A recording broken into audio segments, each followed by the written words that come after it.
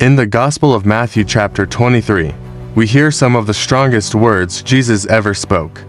Not to criminals, not to pagans, not even to Rome. These words were spoken to the most religious people of his day, the scribes and the Pharisees. Earlier in Gospel of Matthew chapter 5, Jesus pronounced 9 blessings in the Beatitudes, but here in chapter 23, he pronounces 8 woes. A blessing speaks of God's approval, but a woe is a divine warning, a declaration of judgment. These 8 woes expose religious hypocrisy and reveal what God truly hates in religion. And when we read them carefully, we realize something sobering. The problem Jesus confronted then still exists today. Let's walk through the eightfold woe one by one. Jesus begins, "Woe to you, scribes and Pharisees, hypocrites! For you shut the kingdom of heaven in people's faces." The tragedy is shocking. These were supposed to be spiritual leaders guiding people to God, but instead of opening the door to the kingdom, they closed it. They themselves would not enter, and worse, they blocked those who were trying to enter. Religion can sometimes become a barrier instead of a bridge. Even today, people who sincerely seek God are often discouraged by religious systems, traditions, or leaders who resist spiritual reality. The greatest opposition to the kingdom does not always come from unbelievers. Sometimes it comes from religious institutions protecting their authority. Jesus continues, "Woe to you, because you devour widows' houses, and for a pretense make long prayers." Outwardly they look spiritual.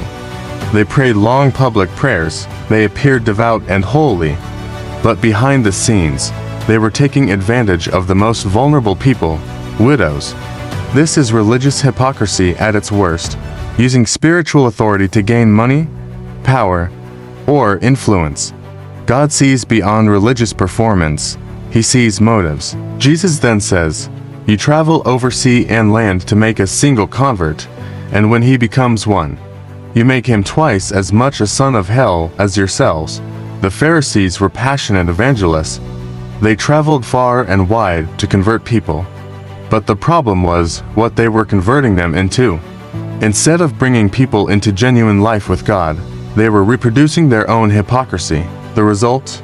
Disciples who were even more extreme, more rigid, and more spiritually blind.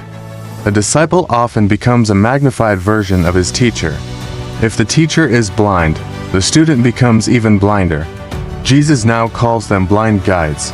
They taught strange rules about oaths. They said, "Swearing by the temple means nothing, but swearing by the gold of the temple makes you obligated." Jesus exposes the absurdity. Which is greater, the gold or the temple that sanctifies the gold? Their values were completely reversed. They focused on material things rather than what made those things holy.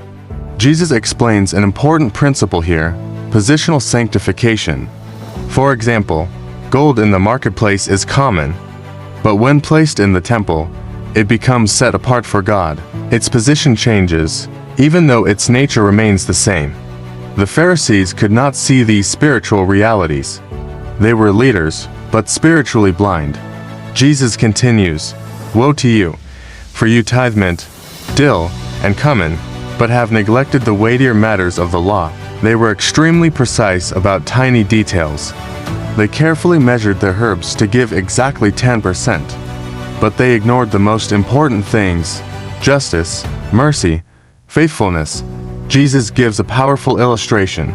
You strain out a gnat, but swallow a camel. In other words, they were obsessed with minor religious details while ignoring massive moral failures. True spirituality always prioritizes what matters most to God. Jesus says, "You clean the outside of the cup and dish, but inside they are full of robbery and self-indulgence." Everything looked good on the outside. Clean hands, religious clothing, public rituals. But inside they were full of greed and lust. The Lord exposes a timeless truth. God cares more about inner purity than outward appearance. Jesus says, "First clean the inside of the cup. Then the outside will also be clean." Real transformation begins inside the heart. Jesus now uses one of the most vivid images in Scripture. You are like whitewashed tombs.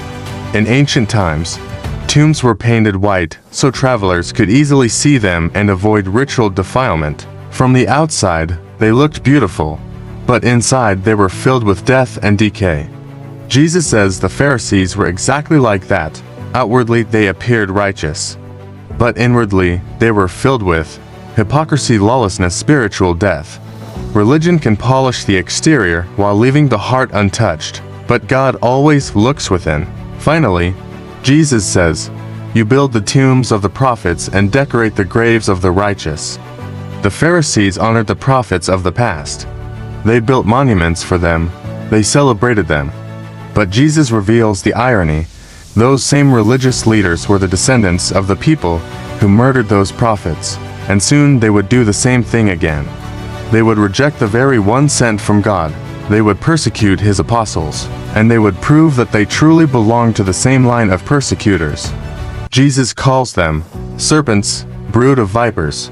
Strong words, but accurate ones. Because religious hypocrisy is one of the most dangerous forms of deception. The rebuke in Gospel of Matthew 23 gives us a sobering picture of religion without reality. Everything Jesus exposed still exists today. Religious pride, outward performance, hidden corruption, blind leadership. But remember something important. This chapter appears in the gospel of the kingdom. The purpose of exposing the negative is to reveal the positive. The life of the kingdom must be the complete opposite of hypocrisy. Instead of pride, humility. Instead of outward show, inward reality. Instead of control, genuine service. Instead of religious performance, a transformed heart.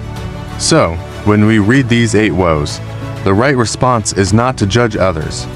The right response is to pray, "Lord, save me from religious hypocrisy. Give me a genuine heart. Make my life rule before you," because the kingdom of heaven is not built on appearance.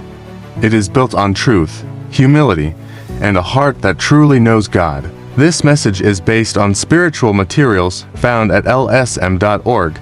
If you found this helpful, please like and share for more content like this.